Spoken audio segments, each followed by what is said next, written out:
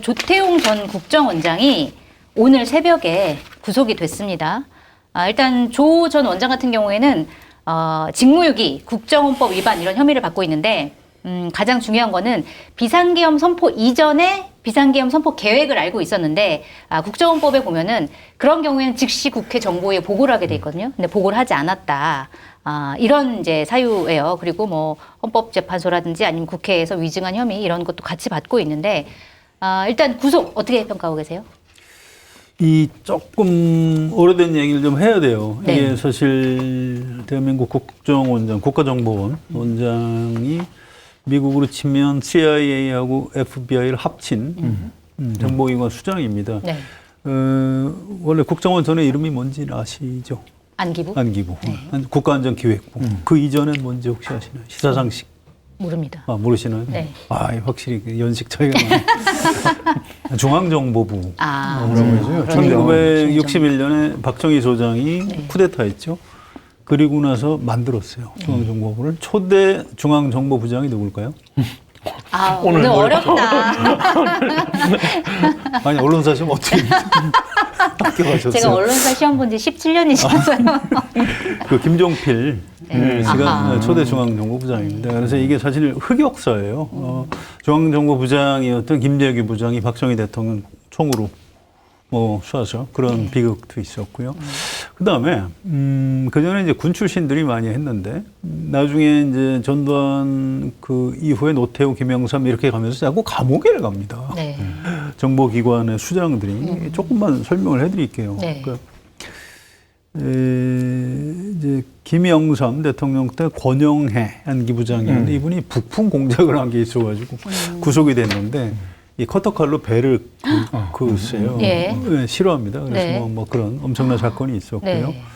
그다음에 이제 김대중 대통령 때 김대중 정부에서 그때 이제 안기부였다 국정원으로 이름이 바뀌었는데 그때 원장을 하셨던 분들 중에 임동원, 신건 이런 분들이 그때 불법 도청 사건으로 잠깐 구속이 됐었습니다. 네.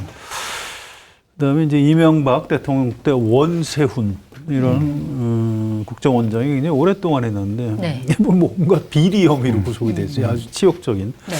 역사고. 그다음에 박근혜 대통령 때 국정원장이 3명이었는데요. 남재준, 이병기, 이병호 이분들은 이 국정원의 특활비를 청와대에 장납을 했다. 네. 그래서 다 이제 구속이 됐다가 다 풀려났죠. 그걸로 끝날 줄 알았는데 문재인 대통령 때 소은 국정원장 이분이 이제 윤석열 정권이 들어서서 그 서해 공무원 네. 그 사건 관련해서 이거 뭐 좀 문제가 있다 그래갖고 구속시켰다가 이제 곧 풀려났고요. 네. 지금도 재판 진행 중이에요. 이제 박지원 의원도 국정원장 하셨던 분인데 그 재판 지금도 진행 중입니다. 네. 그래서 저는 이제 우리나라에서 정보기관장이 구속되는 일은 좀 없었으면 좋겠다. 했고 이제 이 조태용 이분은 외교관이에요. 네. 또 좀 틀이 좀 그럴듯합니다. 굉장히 멋있어요. 고학력자고 평소 외교관 하신 분이에요. 네. 외교부 차관하고 국가안보 실장하고 그다음에 이제 국정원장을 하시는 걸 보고 저는 좀 걱정은 했어요. 저거 외교관이 가서 저거 괜찮을까 했는데 아니나 다를까 이제 계엄에 휘말려서 이제 구속이 된 거죠. 네. 굉장히 좀 일단 유죄 무죄를 떠나서 참 안타깝다 이런 생각이 들고요. 언제까지 우리나라의 정보기관장이 이렇게 뭐 범죄 혐의 또는 뭐 그 다음 정권의 어떤 그 전 정권 탄압 네. 뭐 내지 뭐 이분은 이제 계엄 연루기 때문에 뭐 어쩔 수 없습니다. 뭐 이런 식의 뭐 계엄 연루 이런 식으로 이제 계속 구속이 돼야 되느냐. 네. 그래서 이 국가 차원에서 보면 굉장히 좀 불행한 일이다. 뭐 이 말씀을 꼭 드리고 싶습니다. 네.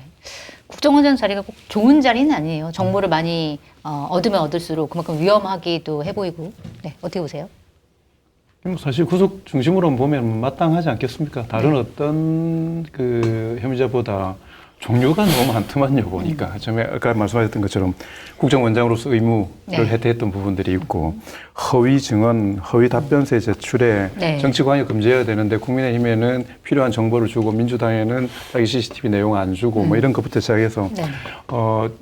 범죄 자체가 너무 좀 명확하기도 하고, 그 다음에 증거를 인멸하려고 시도했었던 부분조차도 너무나 명확하기 때문에 뭐 다른 케이스들보다는 훨씬 구속 사유에 좀 많이 해당이 되는 것 같아서 좀 명백한 부분이라고 생각을 하는데, 네.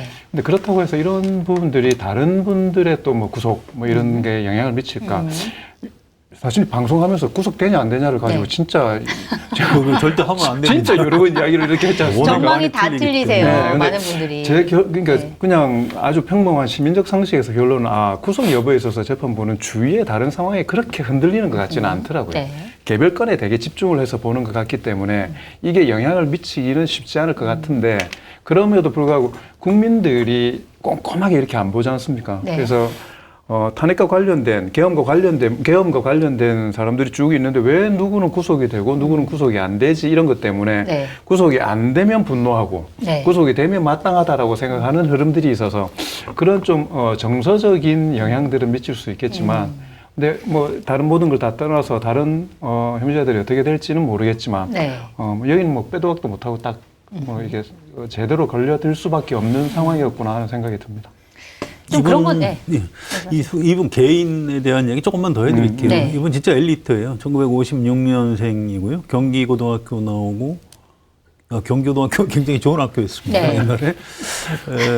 또 이제 서울대 정치학과 나와요. 경기고등학교는 입학생이 한 10,000명 됩니까? 그 시대 고위층에 진짜 포진해 있는 것 같아요. 경기고 그 출신이. 연배들은 이른바 검증된 상품을 인터넷 최저가보다 저렴하게 판매하고 있는 마켓타니 쇼핑몰에서 달고 부드러우면서 남해와 서해의 해풍으로 인해 병충해는 적은 해남 꿀 고구마를 준비를 했습니다. 고구마 소비가 줄어서 농가의 근심이 크다고 하는데요. 해남 꿀 고구마 중에서도 특상 사이즈의 제품만 엄선해 준비한 마켓타니의 고구마에 많은 관심 부탁드립니다. 주문 방법은 유튜브 화면 좌측 하단을 클릭하시거나 호텔에서 마켓타니를 검색하셔서 주문하시면 됩니다. 경기고, 서울고, 경복고 이게 1, 2, 3등이었어요. 그래서 그때 고위공직에 간 분들이나 판검사들 중에는 경기고, 서울, 뭐 경복 이 정도 나온 사람들이 거의 절반 넘지 않을까요? 그 정도의 엘리트들이 모인 학교죠. 아무튼 이분도 이제 그렇고요. 이분은 또 외교관이라고 말씀드렸죠. 네. 노무현 정부에서도 일을 했습니다. 청와대 가서 일도 했고요. 그다음에 육자회담 차석 대표 이런 걸로 해서 2005년 정동영 장관 통일부 장관 했을 때 9.19 공동성명 육자회담의 결과 굉장히 중요한 거기 채택에도 기여한 그런 사람입니다. 네. 그래서 그 어떤 뭐 보수 진보 이런 걸 떠나서 역량이 꽤 있다 이렇게 인정을 받아서 박근혜 정부에서 외교부 차관을 했고요.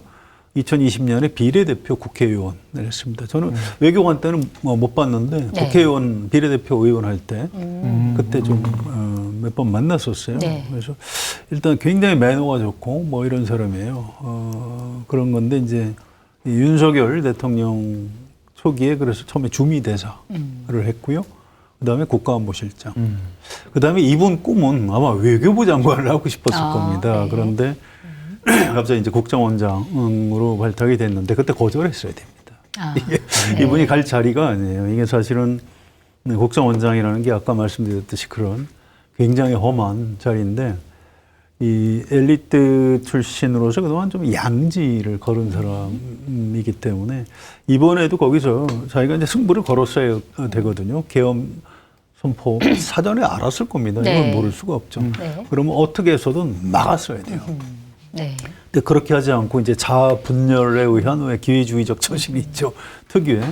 워낙 엘리트다 보니까 머리가 좋죠. 그렇게 처신하다가 그동안은 뭐 이리저리 미꾸라지처럼 잘 피해왔는데 이번 특검에 의해서 그동안 있었던 일이 다 네. 이 반대 증언들을 특검에서 많이 확보했다고 합니다. 네. 진술들. 그래서 이거는 뭐 구속 여부는 저도 잘 모르겠는데 나중에 재판 들어가면 무죄 선고받기는 좀 어려울 것이다. 이렇게 보는 게 아마 상식적이고. 그런 면에서 보면 계엄을 딱 기준으로 봤을 때 그 고위공직자에 있었던 사람들이 어떤 성품의 사람인지가 극명하게 드러나는 것 같아요. 강직한 사람인지 아니면 정말 기회주의자들인지 이런 것들이 극명하게 드러났다 이렇게 볼 수 있어요. 내일이 수능이거든요. 네.